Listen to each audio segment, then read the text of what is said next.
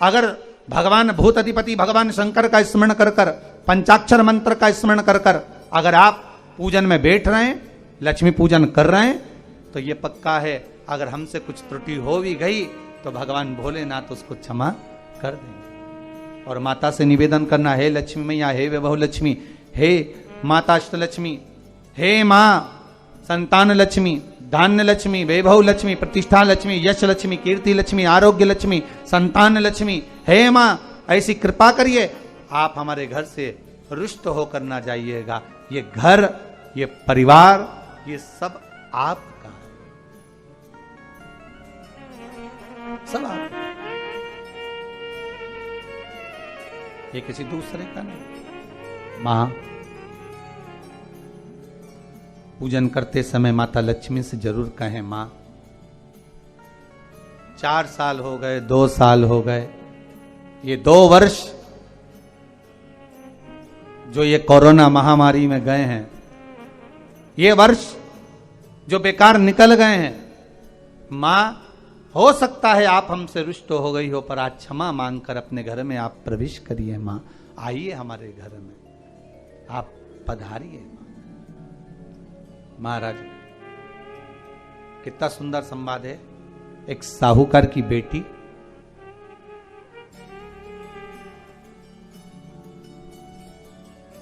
साहूकार की पुत्री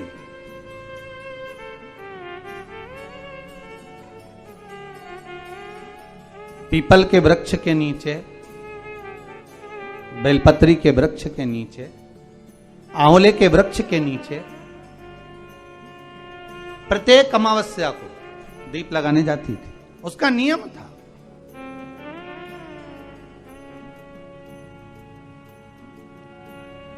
साहूकार की पुत्री प्रत्येक अमावस्या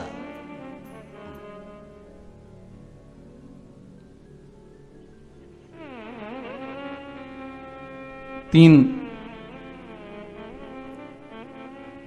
दीप, एक बेलपत्री के नीचे, एक आंवले के नीचे, एक पीपल के नीचे लगाने जाते।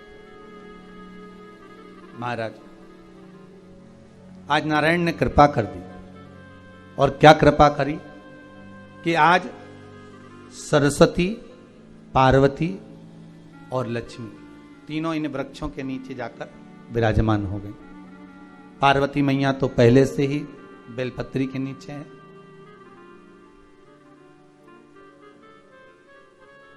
स्वयं सरस्वती मैया, लक्ष्मी मैया आंवले और पीपल के नीचे विराजमान हो गई। अब आज तीनों देवियों में बात हो रही है, आज तीनों देवियों में चर्चा हो रही है कि यदि आज अगर कोई दीप लगाने आया और पहला दीप जिसका लगेगा तो ये पक्का है कि मैं लक्ष्मी उसके घर में प्रवेश करूंगी।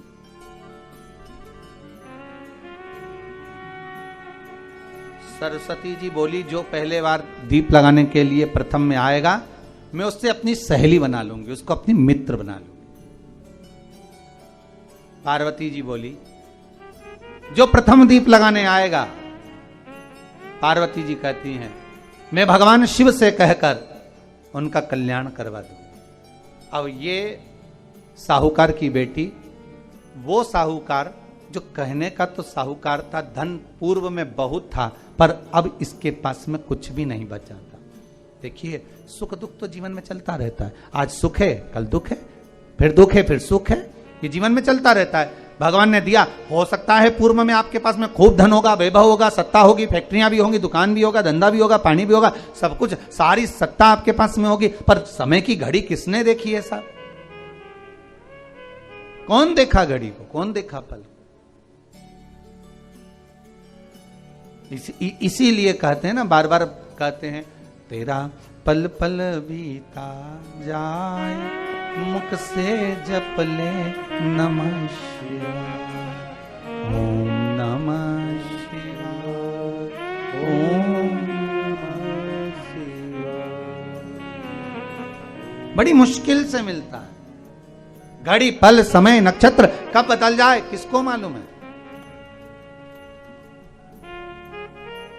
आज साहूकार के जीवन में था साहूकार कहने का, पर धन नहीं था, वैभव नहीं था, सब समाप्त हो गया था, कहीं पैसा चले गया, लग गया। महाराज बेटी ने वही दीप तैयार करे।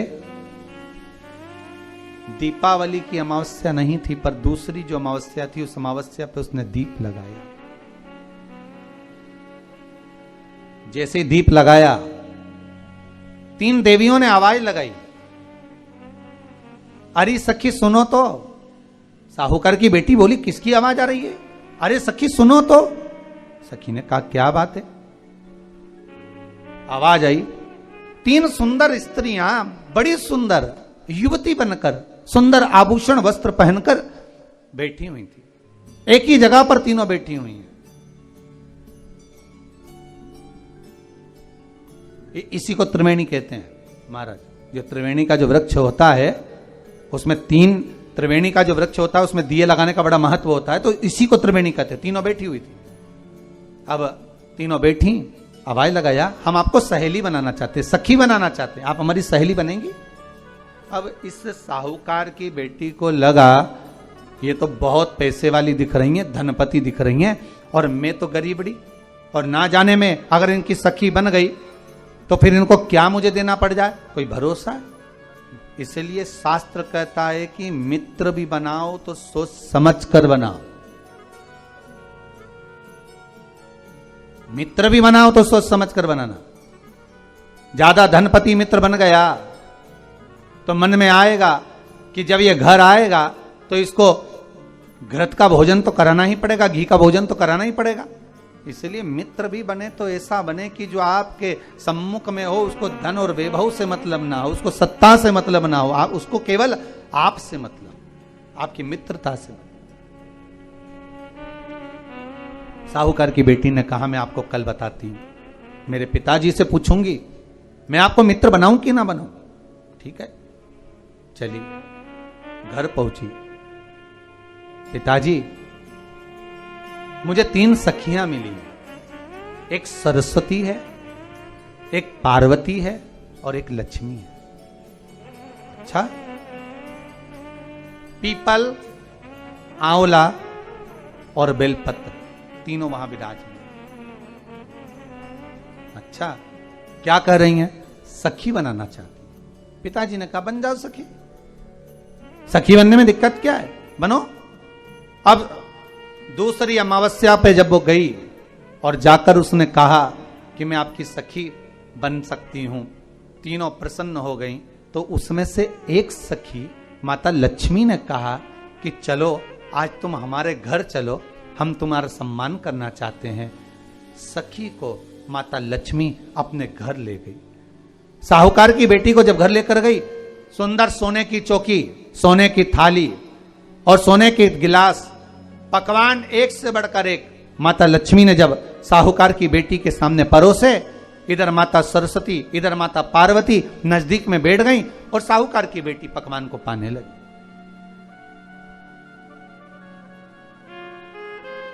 साहूकार की बेटी पकवानों को पा रही है, भोजन ग्रहण कर रही है। अब भोजन करने के बाद साहूकार की बेटी चली गई। अब जाते से ही माता लक्ष्मी जी ने कहा, सुनो सखी, अगली जो अमावस्या आ रही है, आपको मालूम है वो कौन सी अमावस्या है? नहीं। कहा, दीपमालिका, दीपावली की अमावस्या, आपको मालूम है? ओहो, पर एक बात हम आपको कहें। लक्ष्मी जी बोली, एक बात हम आपको कहें। हाँ बोलिए। हम चाहते हैं इस अमावस्या को आप हमारे घर आई हो, अगली अमावस्या को हम आपके घर आना चाहते हैं, क्या आप हमें बुलाएंगी? सखी ने कहा, साहूकार की बेटी बोली, अगर आपका मन है आने का तो आप आओ, मना नहीं है। साहूकार की बेटी हूं मैं। लक्ष्मी जी ने मन में सोचा, ठीक है, तैयारी करो। आज साहूकार की बेटी घर पहुंची तो पिताजी ने पूछा, बेटी आज बहुत देर हो गई तुझे आने में, कहां रह गई थी तू, कहां रह गई तू? बेटी कहती है, 3 सखियों के घर गई थी, आने में देरी हो गई, पर मेरी सहेली माता लक्ष्मी जी कह रही हैं कि अमावस्या के दिन मैं तुम्हारे घर में आऊंगी। तो पिताजी ने कहा उसमें क्या दिक्कत है, तैयारी करो। तो पिताजी घर में अपने खाने के लिए तो कुछ नहीं, तो माता लक्ष्मी को क्या खिलाएंगे। कई लोग कहते हैं कि दीपावली पे ना तो हमारे यहाँ घी है, ना हमारे यहाँ तेल है, ना हमारे यहाँ कपास है, ना हमारे यहाँ पर मिठाई बन रही है, ना हमारे यहाँ अच्छे वस्त्र हैं, हम क्या पहने माता लक्ष्मी को रिझाने के लिए। परशु महापुराण की कथा कहती है अगर आपका भरोसा, आपका विश्वास, आपकी दृढ़ता परमात्मा के चरणों में लगी है तो परमात्मा लक्ष्मी पूजन की व्यवस्था भी वही कर देगा कि लक्ष्मी जी का सम्मान कैसे करना, आदर कैसे करना है। घर में बच्चों का विवाह होता है, टेंशन आपको होता है, परमात्मा पे छोड़ दो, भगवान विवाह कराने वाला होगा, भगवान पाणिग्रहण संस्कार कराएगा, भगवान व्यवस्था करेगा, क्योंकि जन्म उसी ने दिया है तो मृत्यु भी वही देता है। जन्म उसी ने दिया है तो पाणिग्रहण संस्कार भी वही करा देता है। क्यों सोचा। साहूकार ने कहा बेटी तो इतनी जल्दी हिम्मत हार गई कि तेरे घर में कुछ नहीं है। गाय का गोबर ला, लीपन कर, घर को पोंछ, कचरा उठाकर बाहर फेंकिया। पिताजी घर में तो कचरा भी नहीं है कि जिसका प्रयोग करा जाए। कचरा उठाकर बाहर फेंकिया। चौकपुर, पिताजी चौक पूरने के लिए तो मेरे पास में कुछ है ही नहीं, जो दीवार पर पोत रही है वही मिट्टी को पोत दे। चौक पूर उनके घर गई थी, सोने की चौकी पर सुंदर आनंदमय भाव से बिठाया है मुझे, सुंदर सोने की थाली में भोजन कराया है मुझे, अब मैं क्या दूं। पिताजी कहते हैं अगर लक्ष्मी आपकी सहेली अगर आ रही है, बड़ी धनपति है, तो व्यवस्था भी वही करेगी। अब लक्ष्मी तो जाने की तैयारी में, सरस्वती उनके साथ जाने की तैयारी में, पर माता पार्वती नहीं गई। माता पार्वती ने कहा आज मैं नहीं जाऊंगी। क्यों? आज मुझे अमावस्या का दिन है ना, इसलिए बेलपत्री के पेड़ के नीचे मुझे रहना पड़ेगा। तो माता पार्वती बेलपत्र के पेड़ के नीचे रुक गई। अब ये दोनों जाने के लिए तैयारी करी। लक्ष्मी और सरस्वती जाने लगी, साथ में उन्होंने गणेश जी को ले लिया, रिद्धि सिद्धि को ले लिया और साहूकार के यहाँ जा रही हैं। जैसे ही साहूकार के यहाँ जा रही थी, इतनी देर में माता पार्वती को लगा कि इसके पास में जिमाने के लिए, रखने के लिए कुछ नहीं है। माता पार्वती ने एक चील का रूप लिया और उड़ती हुई एक राजकुमारी के हार को, रतन जड़ित हार को लेकर मां पार्वती गई और साहूकार के घर में उस फेंक दिया। साहूकार के दरवाजे पर जैसे फेंका, बेटी ने झाड़ू लगाते समय देखा कि कचरा, ये हार कहां से आ गया। पिताजी को दिखाया, अल्लाह में जाऊं, और साहूकार लेकर गया हार को। जो सेठ को दिखाया, महाराज ये हार तो करोड़ों का है, कोई साधारण नहीं। धन मिला, धन मिला तो सबसे पहले जाकर एक सुंदर चौरंग लाया, पाटा लाया, उस पाटे पर सुंदर वस्त्र बिछाया और माता लक्ष्मी के आदर की तैयारी के लिए सुंदर सुंदर घर में पकवान बनने लगे साहब। और सुंदर सुंदर पकवान बने। जैसे ही लक्ष्मी घर में प्रवेश करी, सरस्वती प्रवेश करी, गणेश प्रवेश करे, रिद्धि सिद्धि प्रवेश करी, लक्ष्मी जी ने पहला संबोधन कहा, क्यों सखी, तू तो कह रही थी कि मेरे पास में कुछ भी नहीं, फिर इतना सारा सामग्री कहां से आ गई। सखी कहती है, मेरे पिताजी कहते थे जिसके मंदिर में दिया लगाया है, जिस वृक्ष के नीचे दिया लगा कर आई है, जहां जिस देवता को पूछ कर आई है, विपदा की घड़ी में वही देवता आकर खड़े होते हैं। ना जाने कहां से हार मिल गया, ना जाने कब प्रसाद बन गया। लक्ष्मी जी ने ध्यान लगा कर देखा, आखिर पार्वती क्यों नहीं आई थी। समझ में आ गया कि एक सखी पूरी व्यवस्था करने में लग गई थी। ऐसी है मेरी मां लक्ष्मी, ऐसी है मां पार्वती, ऐसी है मां सरस्वती। उनकी आराधना 3 दिन से आप पाटा लगाकर पूजन कर रहे हो।